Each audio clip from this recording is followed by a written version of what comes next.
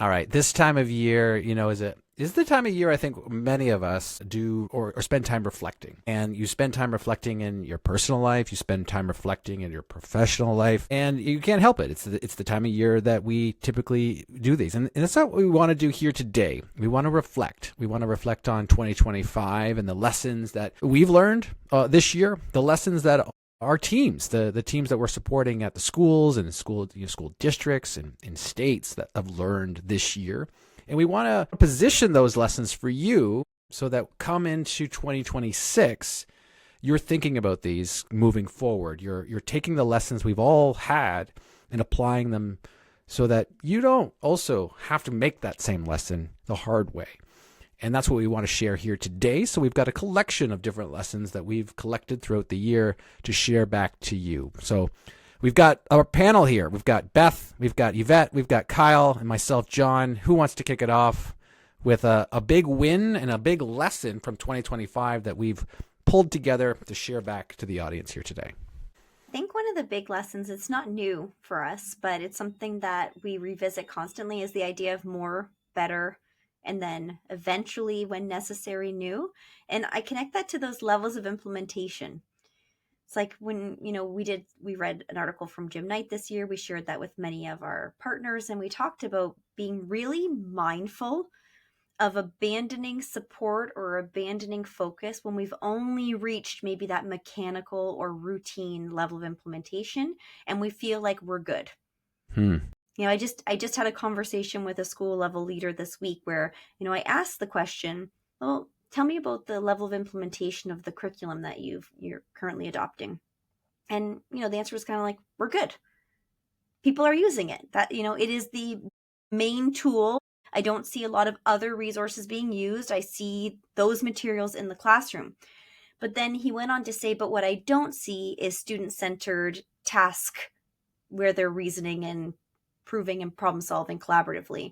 I don't see a lot of talk routines. But then when we dug into that particular curriculum, it's like, oh, those are actually embedded in this curriculum. They're actually two of the three pillars of this curriculum. Right. So just because the textbook is on the table or the materials are in students' hands doesn't mean that we're actually using that curriculum fluently, proficiently, with a depth of understanding that allows us to be adaptive and responsive and integrous with that particular curriculum. It was a pacing guide for them, typically, is what you see, right? But anyway, you're saying, let's go back to, there's a couple things to unpack there, because there's, I think, a lot of big wins and a lot of big lessons that we want to make sure everyone is clear on. So let's start to unpack the levels of implementation. You mentioned mechanical, knowing going into 2026.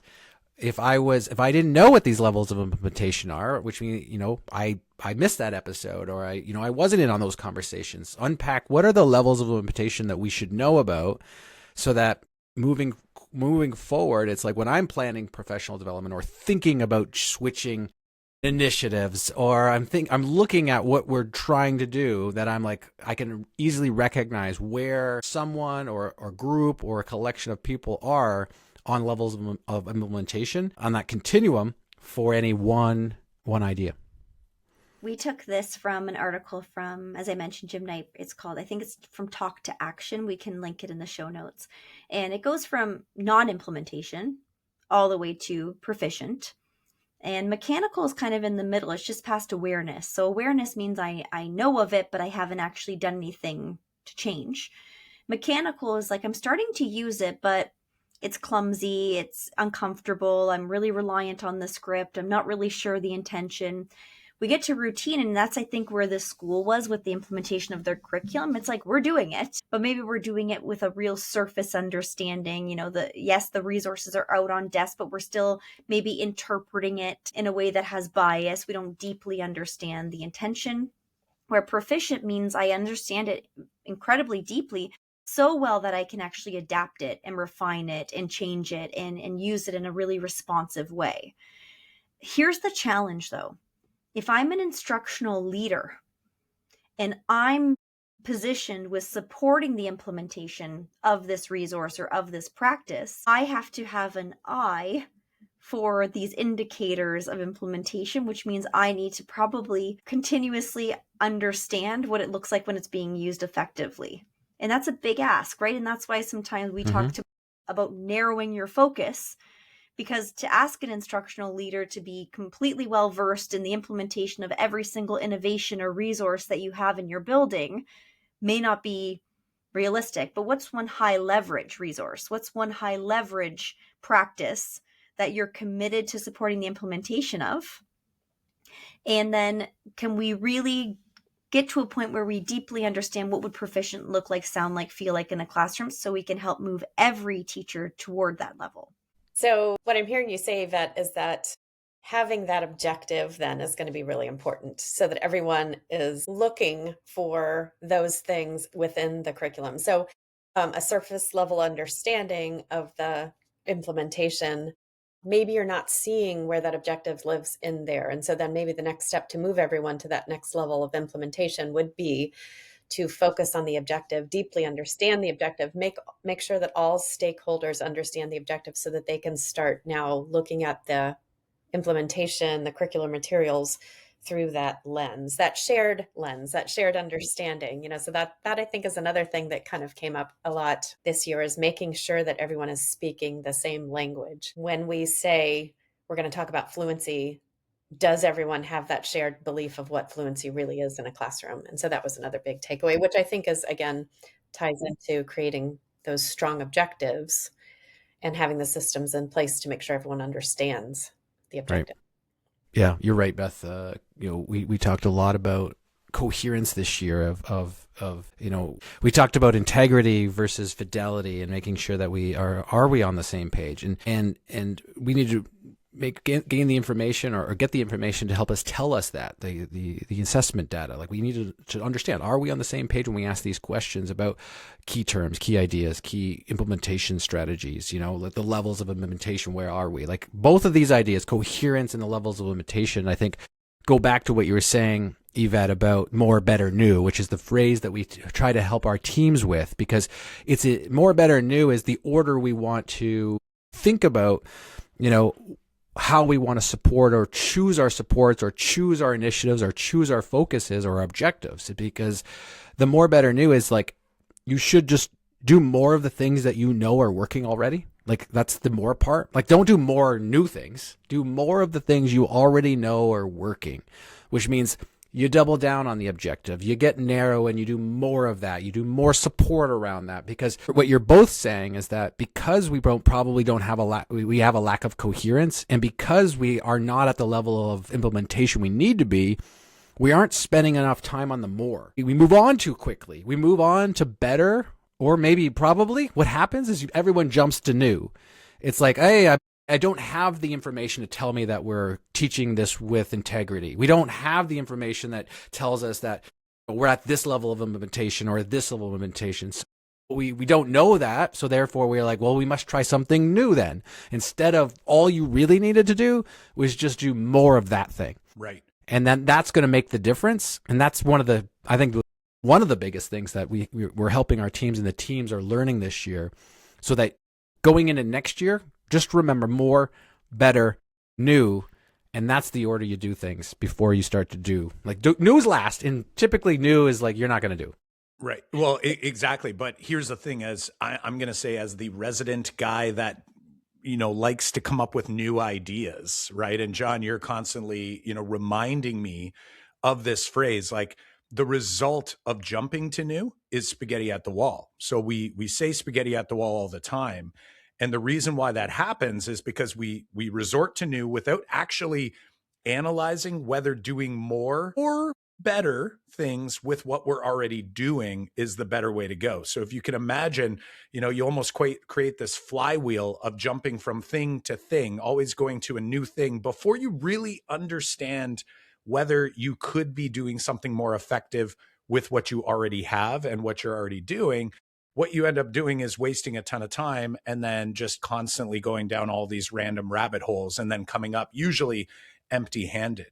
So this is part of this process that I think is really critical for us, not only in education and all kinds of places in our lives, is to really just pause and take inventory of what are we currently doing. And if we are clear, like Beth and Yvette have said about the objective that we have, trying to figure out like where is that objective living currently?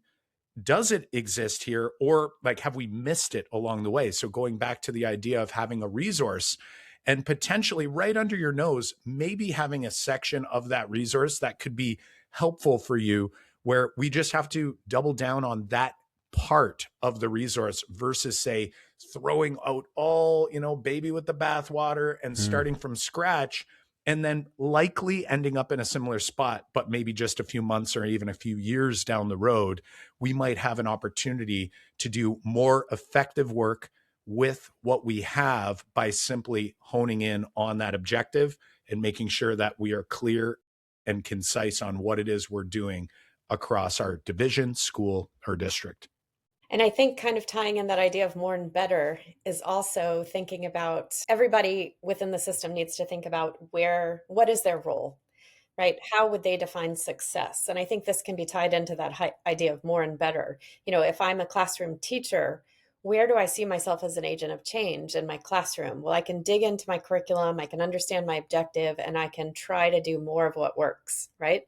I can improve my practice. That's where I can try to get a little bit better, but I have to understand what my role is within the system. If I'm supporting teachers, what is my role and where do I see myself as an agent of change? If I'm a district level leader, I also have to think about realistically, what can I do to enact that change in the classroom? I can't be in the classroom necessarily, but what can I do to position everybody within the system, maybe below me, so that they can then also identify their role and see where they can make some change. And so we talked a little bit, I think, with a couple of clients this year about trusting in the system and really setting yourself a personal goal for what is your role and how would you define success within your role within the system.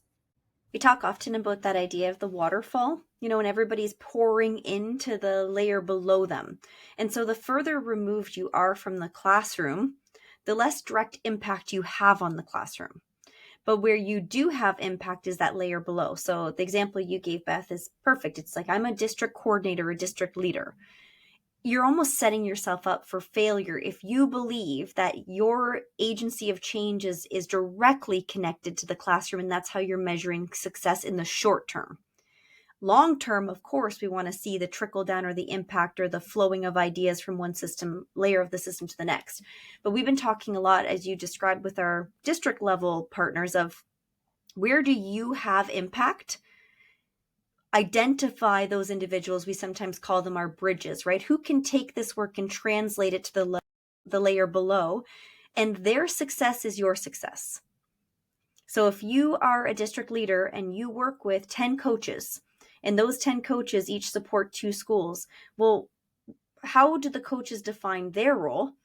How would they define success? And then if you support them in being successful as a coach in their role, then that is your win. That is your influence is on those individuals. And rather than being one person leading this work, now there are 11 of you, because you've built the capacity of those 10 coaches to be able to translate this work into the classrooms that they support. And maybe those 20 sites are only a third of your entire district, but it's still impact.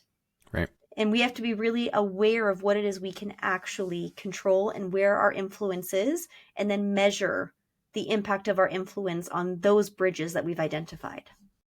Yeah. I think what you guys are talking about, think about knowing your role is the systemness that you're trying to build. So no matter what level you're at, you do need to build the system for ongoing professional development, ongoing improvement. And that's what I think about when we talk about knowing your role. And I think it's a big win for many of our teams this year is to reposition the thinking of like, well, what are we going to do in math this year? To thinking about how are we going to strengthen the system so that we're not just doing better in the math this year, we're doing better in the math 3 years from now, 5 years from now. And it's built on the system. And I think, and that's partly like, where are we on our role? If I'm a math coach, am I and I'm working with teachers and I'm supporting teachers directly, yes, my success is their success, but what am I doing to build the system of continual learning for them? Am I trying to set up networks for teachers to continually network, because that system itself will be stronger in the school? If I'm a district leader, how am I creating the system? Yes, I might be supporting individual teachers or individual school sites or principals, but what system am I building so that it lives beyond me and it lives beyond the work that we're doing here, so that we can create continuous improvement past that work? And I think that's the big idea about where you are with your role, is you always should be building two things. The direct people, the success of the people that you're supporting, that's the one focus for you. The other focus is the success of the system at your level. And those are your two big goals. And those are the things that you want to think about moving into next year, is like, ask yourselves those two questions. What's the success of the people I'm supporting? And how do I create the system to sustain it past me and past that team? When you truly create that system that you're talking about, and we're talking now at a system level, where you're talking about a large group, a large organization, that's where the more, better, new can really shine as well, right? Is that we're going to stay away from jumping to new. We're going to focus on where we are now. We're going to try to do more of that. We're going to try to do it better as well, right? And find ways that we can make it better. And we're going to try to lay off the new as if we haven't been doing good things already, right? And if we create that system, whether you're there or whether you step back from your role, or maybe you've retired, or maybe you're in some other role, you know that the system can run without you, and that there is true growth happening, so that we're not just going to see that one moment, that 1 year where we see scores jump, or, we see some positive things happening and then it just fades away. So to me, that's a big reflection, hopefully for you, as you're thinking, is how can you engage in more and then in better? And then, like we had said, that new part, really like pushing off new as long or as hard as we can until we are sure that new is necessary, and that the more and the better piece have been utilized and analyzed and made sure that we're not just jumping to something new because it's time to start over again. John mentioned it's the end of the year for us, and we're reflecting on, at the end of the day, what really matters. What are the levers that are going to lead to real, meaningful, systemic change in math education? And so these are three that, are top of mind for us in the work that we do with districts in systems across North America.